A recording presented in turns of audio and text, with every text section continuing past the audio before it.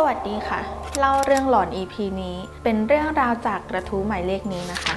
ซึ่งเรื่องราวที่เราจะนำมาเล่าเป็นเรื่องราวของคุณแม่เจ้าของกระทู้นี้ค่ะโดยเรื่องนี้มีชื่อเรื่องว่าคำสาปแช่งจากผีตายโหงค่ะครอบครัวนี้มีลูกทั้งหมด4คนลูกสาวคนโตก็คือคุณแม่เจ้าของกระทู้ขอใช้นามสมมติว่าเดือนนะคะลูกสาวคนที่2ชื่อน้อยลูกชายคนที่3ชื่อจ่อยและคนสุดท้องที่ยังเด็กอยู่เมื่อตอนที่เดือนอายุ15ปีเป็นช่วงที่กำลังจบพอดีส่วนน้อยอายุ14แต่ไม่ได้เรียนต่อหลังจบป.6 เพราะว่าเป็นคนเรียนไม่เก่งหลังจากเดือนเรียนจบม.3 ก็ไม่ได้เรียนต่อเพราะว่าคุณตาเสียชีวิตทำให้เดือนต้องมาช่วยแม่ทำนาหาเลี้ยงครอบครัวแล้วกลายเป็นเสาหลักของบ้านแทนตาเมื่อหมดฤดูทำนาแล้วเดือนก็จะพาน้อยไปรับจ้างทั่วไปแล้วได้เงินมาไม่มากนักด้วยความสวยของเดือนและน้อยทำให้มีผู้ชายมากหน้าหลายตาเข้ามาจีบเรื่อยๆแต่เดือนและน้อยก็เอาแต่ทำงานไม่สนใจผู้ชายที่มาจีบเลยแม่ของเดือนที่เห็นแบบนั้นก็สงสารลูกจึงจัดการคลุมถุงชนให้เดือนแต่งงานกับผู้ชายที่แม่เลือกให้ซึ่งผู้ชายคนนี้ก็คือพ่อของเจ้าของกระทู้นั่นเองทั้งสองไม่เคยรู้จักกันและไม่ได้มีความรักต่อกันเลยเพราะในตอนนั้นเดือนมีชายที่รักอยู่แล้วแต่จำใจแต่งเพราะรู้ว่าแม่ทำเพื่อครอบครัวแม่ได้บอกกับลูกสาวที่เหลือว่าหากลูกสาวอยากแต่งกับใครแม่จะไม่บังคับลูกอีกส่วนน้อยน้องสาวคนรองก็มีหนุ่มต่างบ้านต่างอำเภอมาจีบไม่เว้นวันรวมถึงอ่วมผู้ชายในหมู่บ้านที่รุ่นราวคราวเดียวกับน้อยและยังเป็นเพื่อนกับจ่อยน้องชายของน้อยด้วยอ่วมแอบชอบน้อยตั้งแต่สมัยอนุบาลแล้วตอนสมัยเด็กอ่วมได้เงินไปเรียนอาทิตย์ละ1 บาทก็จะมาแบ่งให้น้อย50 สตางค์เมื่อโตขึ้นมาเป็นหนุ่มอ่วมได้อะไรมาก็มักจะมาแบ่งให้น้อยเสมอเหมือนเดิมไม่เคยเปลี่ยนแต่น้อยกลับไม่เคยมีใจให้อ่วมเลยซ้ำยังเป็นคนพูดจาแรงขวานผ่าซากอีกน้อยปฏิเสธอ่วมนับครั้งไม่ถ้วนจนเมื่อมีหนุ่มต่างอำเภอคนหนึ่งมาจีบน้อยที่ชื่อว่าพุทธน้อยก็มีใจให้พอจีบกันได้สักพักพุทธก็ตั้งใจจะให้แม่มาขอน้อยเป็นมั่นเป็นหมายแม่ก็ถามน้อยว่าน้อยต้องการแต่งงานกับพุทธไหมน้อยก็บอกกับแม่ว่าชอบพุทธเช่นกันข่าวลือสะพัดเร็วมากจนไปถึงหูอ่วมทำให้ก่อนวันที่พุทธจะมาตกลงค่าสินสอดกับแม่ของน้อยคืนนั้นอ่วมได้มาหาน้อยที่บ้านตะโกนเรียกอยู่นานพอควรน้อยก็ไม่ยอมออกมาเจอแม่จึงบอกให้น้อยออกมาคุยกับอ่วมดีๆน้อยทำหน้าบึ้งตึงไม่อยากคุยแต่ก็จำใจออกมาจากห้องและคุยกับอ่วมคืนนั้นแม่ของน้อยยังไม่หลับจึงได้ยินบทสนทนาของทั้งคู่ชัดเจนน้อยเริ่มถามกับอ่วมว่ามาทำไมดึกดื่นอ่วมไม่อ้อมค้อมยิ่งคำถามไปตรงๆว่าน้อยจะแต่งงานกับหนุ่มบ้านไกลคนนั้นจริงๆหรอน้อยก็ตอบว่าใช่พรุ่งนี้กำลังจะตกลงค่าสินสอดอ่วมขอร้องน้อยไม่ให้แต่งงานกับพุทธและบอกว่าพุทธให้สินสอดเท่าไหร่อ่วมจะให้มากกว่าเป็นเท่าตัวน้อยเลยตัดรำคาญพูดตรงๆว่าไม่เคยรักอ่วมเลยและชาตินี้ก็จะไม่รักด้วยต่อให้เหลือผู้ชายคนเดียวในโลกก็จะไม่รักอ่วมอยู่ดีอ่วมจึงขู่น้อยว่าจะผูกคอตายและสั่งเสียไว้ว่าชาตินี้จะรักน้อยเพียงคนเดียวและจะรักไปทุกๆชาติน้อยคิดว่านั่นเป็นแค่คำขู่ไม่คิดว่าอ่วมจะกล้าทำจริงจึงไล่ให้อ่วมกลับบ้านไปส่วนน้อยก็กลับเข้าห้องไปนอนแม่ที่แอบฟังอยู่ตอนนั้นก็ตกใจและไม่คิดว่าอ่วมจะรักแรงถึงขนาดยอมตายพอรุ่งเช้าก็มีชาวบ้านมาบอกน้อยว่าอ่วมผูกคอตายแม่ของน้อยจึงรีบวิ่งไปดูส่วนน้อยนั้นช็อกและกลัวมากไม่กล้าตามไปด้วยพอแม่ไปถึงบ้านอ่วมก็ได้ยินเสียงร่ำไห้ระงมทั่วบ้านคนยืนมุงดูกันจนเต็มถนนสภาพอ่วมตอนนั้นคาดว่าน่าจะผูกคอตายตั้งแต่เมื่อคืนและพบจดหมายลาตาย1 ฉบับที่อ่วมเขียนไว้ก่อนตายในเช้าวันเดียวกันทางบ้านของอ่วมก็เชิญหมอผีมาทำพิธีการบ้านเป็นพิธีที่คล้ายกับทำการปิดหมู่บ้านคนในไม่ให้ออกคนนอกไม่ให้เข้าซึ่งในตอนนั้นเดือนตั้งท้องลูกได้ประมาณ7 เดือนและเป็นช่วงฤดูเกี่ยวข้าวพอดีเดือนกับสามีที่ไม่ได้กลับเข้าหมู่บ้านมาหลายวันวันนั้นเป็นวันที่สามีเดือนจะต้องตีข้าวพอดีจอยน้องชายของเดือนกับเพื่อนจึงมาช่วยกันขนมัดข้าวเข้าลานกองกันไว้แล้วช่วยกันตีข้าวเย็นวันนั้นตอนที่เดือนกำลังทำกับข้าวอยู่ที่เถียงนาก็ถามจอยว่า พื่อนที่มาช่วยมีกันกี่คนจ่อยก็ตอบกลับว่ามีเพื่อนมาช่วย13คนแต่พอถึงเวลากินข้าวเดือนนับยังไงก็นับได้แค่12คนจึงคิดว่าอีกคนคงจะยังไม่เห็นเลยไม่มากินข้าวด้วยกันเมื่อกินข้าวเย็นเสร็จทุกคนก็ลงมาตีข้าวในลานต่อพอเวลาประมาณ4 ทุ่มกว่าเดือนก็ได้ยินจ่อยพูดคุยกับเพื่อนว่าอยากสูบยาเส้นแต่ยาเส้นนั้นอยู่บนเถียงนาที่เดือนกำลังนอนอยู่พอสิ้นเสียงก็มีมือหนึ่งมาจับที่มือของเดือนมือนั้นเย็นมากเดือนคิดว่าน่าจะเป็นเพื่อนจ่อยจึงหยิบห่อยาเส้นใส่มือนั้นไปแล้วก็คิดเล่นๆว่า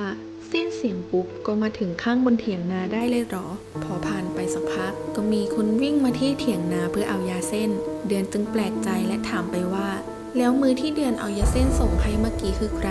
เพื่อนจ่อยก็บอกยังไม่มีใครมานะทุกคนอยู่ร้านข้าวหมดผมก็เพิ่งวิ่งมานี่แหละเดือนจึงมองไปที่ห่อยาเส้นก็เห็นว่ามันยังวางอยู่ข้างๆมุ้งตรงที่เดือนหยิบใส่มือปริศนานั้น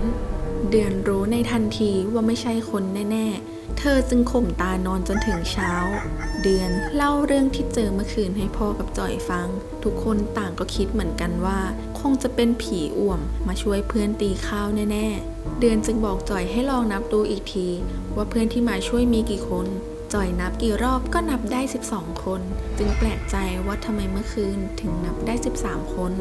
ส่วนทางบ้านแม่ก็พาน้อยไปงานศพอ่วมคนในงานมองน้อยแปลกๆโดยเฉพาะญาติของอ่วมแม่จึงพาน้อยเข้าไปช่วยงานในครัวแต่ก็มีคนพูดซุบซิบให้ได้ยินว่าผูกคอตายเพราะผู้หญิงคนนี้แหละแล้วมองไปที่น้อยชาวบ้านพากันซุบซิบนินทาจนน้อยทนอยู่ไม่ได้เลยรีบกลับบ้านก่อนเพราะน้อยเองก็รู้สึกผิดที่เป็นต้นเหตุให้อ่วมทำแบบนี้จนกระทั่งเมื่อถึงวันเผาร่างอ่วมน้อยกลัวมากจึงรีบขึ้นไปวางดอกไม้จันทร์และไม่กล้ามองหน้าศพเลยเพราะกลัวว่าภาพจะติดตาเนื่องจากอ่วมนั้นตายตาไม่หลับสัปเหร่อที่พยายามเอามือลูบปิดแล้วแต่ตาก็ยังปิดไม่มิดอยู่ดีเมื่องานศพผ่านไปเหมือนทุกอย่างจะปกติดีแต่น้อยเหมือนคนจิตตกเข้าไปทุกทีได้ยินเสียงอะไรก็กลัวไปหมดจะเข้าห้องน้ำทีก็ต้องมีแม่ลงมาเฝ้าตลอดหลังจากนั้นไม่นานน้อยก็ได้แต่งงานกับพุทธทั้งเขยใหญ่และเขยเล็กจึงย้ายเข้ามาอยู่ด้วยกัน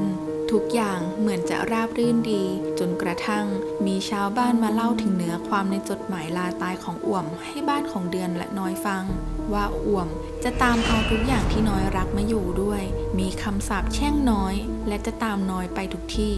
น้อยที่แก้ไขอดีตไม่ได้จึงทำได้แค่ไปวัดทำบุญอุทิศส่วนบุญส่วนกุศลให้อ่วมต่อมาไม่นานนักน้อยได้ตั้งท้องกับพุทธ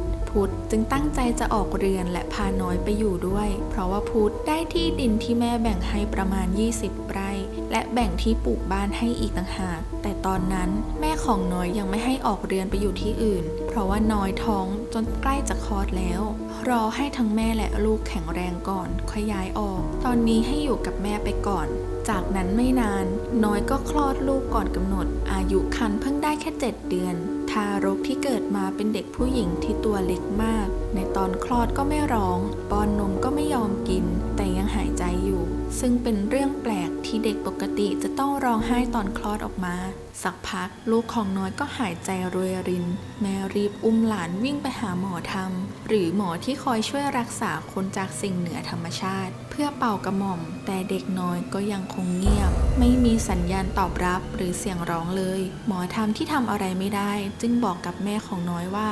เขาแค้นมากและฝั่งเราก็เหมือนจะมีของดีคอยคุ้มครองเขาจึงทำอะไรได้ไม่มากแม่จึงกระเต้งหลานไปบ้านหมอธรรมที่อยู่อีกหมู่บ้านหนึ่งเพื่อให้ช่วยเป่าอีกครั้งเพราะยังมีหวังที่หลานจะมีชีวิตสุดท้ายก็ไม่เป็นผลเหมือนเดิมแม่ทำใจอุ้มหลานขึ้นมาบนบ้านแล้วเข้าไปปลอบใจน้อยและหันไปบอกพุทธว่า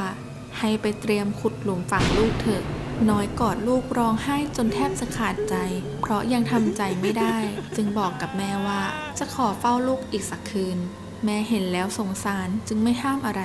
พอถึงตอนเย็นชาวบ้านได้ยินข่าวลูกของน้อยคนในหมู่บ้านก็มาถามถ่ายกันและมียายคนหนึ่งแนะนำให้ไปหาลุงยอดแกไม่ใช่หมอธรรมแต่เป็นคนมีวิชาคาถามากแต่ไม่ได้เปิดสำนัก แม่ไม่มีอะไรจะเสียจึงพาหลานไปอีกครั้งลุงยอดสวดคาถาอยู่สักพักแล้วอมน้ำมนต์พ่นลงบนร่างน้อยๆตอนนั้นเองก็มีเสียงร้องของเด็กร้องตามมาทันที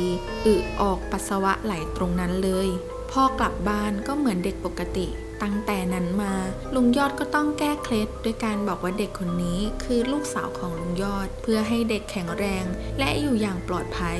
ซึ่งในสมัยก่อนคนโบราณเรียกโรคนี้ว่ากำเริบเมื่อลูกของน้อยเริ่มโตได้อายุ1 ขวบพุธก็พาน้อยออกเรียนมาอยู่นาซึ่งเป็นที่ดินของแม่พุธที่แบ่งไว้ไกลจากบ้านน้อยประมาณ3 กิโลพากันเดินเท้าบนดินลูกรังฝุ่นตลบผ่านป่าผ่านหนองเพราะสมัยก่อนยังไม่มีรถอยู่กันมาเรื่อยๆประมาณ 7-8 ปีน้อยท้องอีกครั้งเพราะไม่ได้คุมกำเนิดเธอก็ดีใจมากพอเธอท้องได้ประมาณ3 เดือนกำลังจะเข้าเดือนที่4คืนนั้นเองน้อยฝันเห็นอ่วมมายืนอยู่หน้าบ้านแต่เข้ามาในบ้านไม่ได้อ่วมยืนจ้องมองมาที่น้อยตาเขม็งแล้วอยู่ๆอ่วมก็ยิ้มด้วยรอยยิ้มที่น่ากลัวมากจู่ๆคอของอ่วมก็หักพับลงตาถลนออกมาแต่ปากก็ยังยิ้มอยู่น้อยสะดุ้งตื่นทันทีและคืนนั้นก็ไม่กล้านอนต่ออีกเลยเช้ามาจึงเล่าความฝันให้เดือนฟังเดือนก็ปลอบน้องว่าไม่มีอะไรหรอกมันเป็นแค่ความฝัน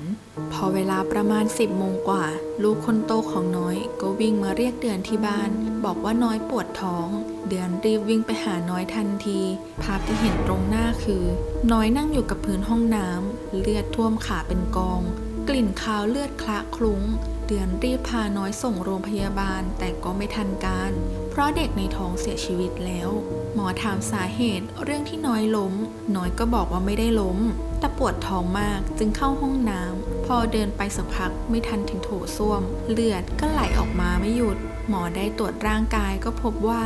มดลูกปกติดีหมอจึงให้พักฟื้นและให้ยาบำรุงมากินปีต่อมาน้อยท้องอีกครั้งแต่ก็เหมือนหนังม้วนเก่าไม่มีผิดเพราะเมื่อกำลังจะเข้าเดือนที่4น้อยก็แท้งลูกอีกครั้ง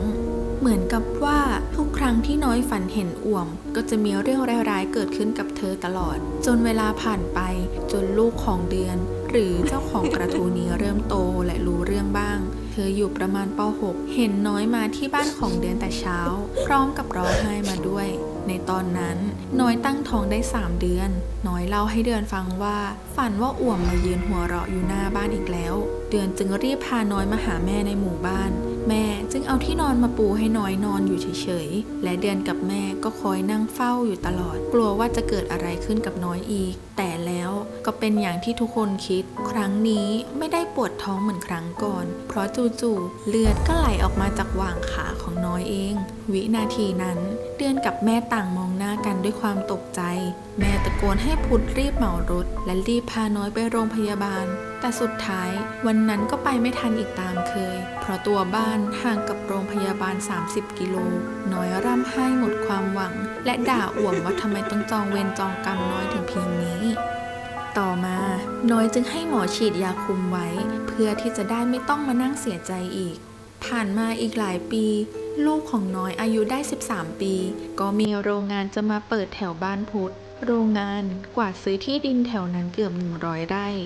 ซึ่งรวมถึงที่ของพุทธไปด้วยแม่ของพุทธขายที่ได้เงินประมาณ3 ล้านบาทจึงแบ่งให้พุทธกับน้องสาวคนละ700,000 บาทตอนนั้นดูเหมือนทุกอย่างจะดีขึ้นมีเงินทองมากมายพุทธก็เอาเงินไปซื้อวัวฝูงใหญ่มาเลี้ยงลงทุนไปประมาณ 140,000 บาทแต่เลี้ยงไปได้ไม่นานพุทธก็อยากไปทำงานเมืองนอกตอนนั้นมีนายหน้ามาติดต่อพอดีพุทธจึงขายวัวฝูงนั้นต่อในราคาแค่ 60,000 บาทและมีคนในหมู่บ้านที่จะไปต่างประเทศพร้อมกันด้วยอีก7 คนนายหน้าจึงมาเก็บเงินล่วงหน้าคนละประมาณ 100,000 กว่าบาททำเรื่องอยู่นานหลายอาทิตย์และแล้วนายหน้าก็หายไปกับสายลมในปีเดียวกันนี้เองเงินก้อนที่ขายที่ได้พุทธก็เอามาซื้อรถไถแบบเดินตามแต่แล้วจอดรถไว้ใต้ถุนบ้านก็เกิดหายแม่เริ่มไม่ไหวจึงพาน้อยกับพุทธไปดูดวงกับพระท่านบอกแค่ว่าเขายังไม่ได้ไปไหนและยังไม่ถึงคาดของเขาที่จะต้องไปผุดไปเกิดเขาจึงยังวงเวียนอยู่กับน้อยไม่ไปไหนเลย แม่เองก็ไม่รู้ว่าจะแก้ยังไงเพราะนับถือหมอธรรมไม่ใช่หมอผีแค่รู้ว่าอ่วมมาทำร้ายซึ่งหน้าไม่ได้ก็ดีมากแล้วแต่ลึกๆน้อยก็รู้ว่าทุกครั้งที่เกิดเรื่องไม่ดีขึ้นนั่นเป็นเพราะอ่วม2 ปีต่อมาลูกสาวคนเดียวของน้อยได้หนีตามผู้ชายไปแม่จึงไปตามผู้ชายมารับผิดชอบทางเขาก็ตกลงว่าจะมาแต่งพอถึงวันนัดฝ่ายชายกลับไม่มาทำให้เป็นเรื่องที่อับอายชาวบ้านโดยความที่น้อยต้องการกีดกันลูกกับผู้ชายคนนั้นและหลบขี้ปากของชาวบ้านเธอจึงพาลูกหนีมาที่กรุงเทพแล้วเป็นแม่ค้าขายของแต่เวลาผ่านไปไม่นานลูกก็แอบหนีไปหาผู้ชายคนนั้นอีกน้อยที่ไม่สามารถฝืนลูกสาวตัวเองได้จึงให้ฝ่ายชายมาอยู่กินกับลูกโดยที่ไม่ได้จัดการแต่งงานพูดที่รับไม่ได้และเกลียดขี้หน้าลูกเขยจึงขอหย่ากับน้อยต่างคนต่างอยู่น้อยกับลูก2 คนก็ช่วยกันค้าขายชีวิตเหมือนจะดีขึ้นอีกครั้งแต่ก็ดีได้ไม่นานเพราะในปีพ.ศ. 2554 ลูกสาวของน้อยก็เกิดตั้งท้องแต่ก็ยังออกไปค้าขายได้ปกติน้อยที่เดินทางกลับบ้านเกิดเพื่อมาขายบ้านพอพักอยู่บ้านได้ 2-3 วันก็นั่งรถทัวร์กลับกรุงเทพในคืนนั้นขณะที่น้อยกำลังหลับอยู่บนรถน้อยฝันว่าคนที่นั่งข้างๆคืออ่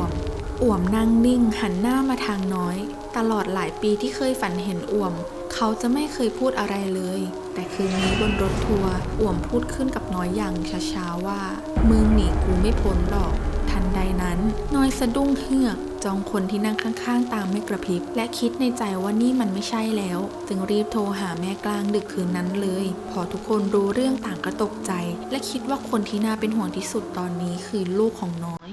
พอช่วงสายของวันต่อมา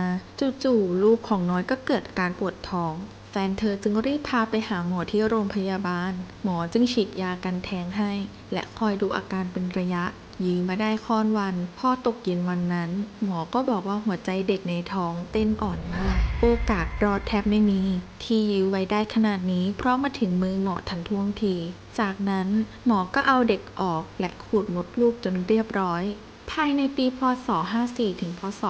55 น้อยขายที่ดินมรดกที่แม่ยกให้จนหมดสิ้นเนื่องจากที่ตรงนั้นเป็นที่ดินราคาถูกจึงได้เงินมาไม่คุ้มกับที่ขายไปแม่ของน้อยพยายามห้ามแต่ก็ไม่เป็นผลน้อยทยอยขายที่ดินทีละแปลงเรื่อยๆจนหมดแม่ก็มารู้ที่หลังว่าน้อยติดการพนันจึงเป็นเหตุผลที่น้อยขายทุกอย่างจนหมดสิ้นแล้วพี่น้องที่เคยช่วยเหลือก็ไม่ช่วยเหลือน้อยอีกแล้วตอนนี้หันหน้าไปทางไหนก็เจอแต่ทางตันพอปีพ.ศ. 2556 ลูกสาวของน้อยท้องอีกรอบแม่จึงไปวัดป่าประจำหมู่บ้านและบนกับสิ่งศักดิ์สิทธิ์ว่าถ้าหลานคนนี้เกิดมาปลอดภัยแข็งแรงสมบูรณ์แม่จะมาบวชชีแก้วบน3 เดือนสุดท้ายหลานก็คลอดมาได้ปกติแม่จึงไปบวชชีแก้บนตามคำขอส่วนน้อยตอนนี้ชีวิตเหมือนเดินถอยหลังทีละก้าวติดหนี้รายวันจะหนีกลับบ้านนอกก็ไม่ได้เพราะกลัวเจ้าหนี้ฆ่าทิ้งแรกๆเดือนกับพี่น้องก็พยายามช่วยแต่หลังๆเริ่มไม่ไหวเพราะน้อยเหมือนได้ใจว่าเดี๋ยวพี่น้องก็ต้องมาช่วยตนต่อมาปี 57 น้อยทะเลาะกับลูกเขยเพราะอยากจะให้ลูกช่วยใช้หนี้ที่ตัวเองก่อลูกเขยจึงพาลูกสาวของน้อยหนีไปตั้งหลักปักฐานที่จังหวัดอื่นโดยที่ลูกสาวเองก็เลือกผู้ชายและไม่สนใจว่าคนเป็นแม่จะอยู่กินยังไงตัดขาดแม่ลูกทำให้น้อยต้องอยู่ตัวคนเดียวหันไปทางไหนก็ไม่มีใครอยู่ข้างๆเลยเป็นยังไงกันบ้างคะกับเรื่องราวคำสาปแช่งของผีตายโหงทุกคนให้คะแนนความน่ากลัวกันเท่าไหร่กันบ้างก็ฝากคอมเมนต์บอกกันหน่อยนะคะซึ่งเรื่องราวนี้เนี่ยเป็นเรื่องที่เรานำมาเรียบเรียงอีกทีหนึ่งเพื่อความกระชับอาจจะไม่ได้เหมือนต้นฉบับเป๊ะๆถ้าใครอยากจะอ่านเรื่องราวต้นฉบับเนี่ยก็สามารถกดที่ลิงก์ใน description ที่เราแปะไว้ให้ได้เลยค่ะซึ่ง EP ต่อไปจะเป็นเรื่องอะไรก็ต้องกดติดตามไว้กดไลค์แล้วก็กดแชร์เพื่อเป็นกำลังใจให้กับพวกเราได้ทำรายการนี้ต่อไปยาวๆแล้วเจอกันอีกที EP หน้านะคะสวัสดีค่ะ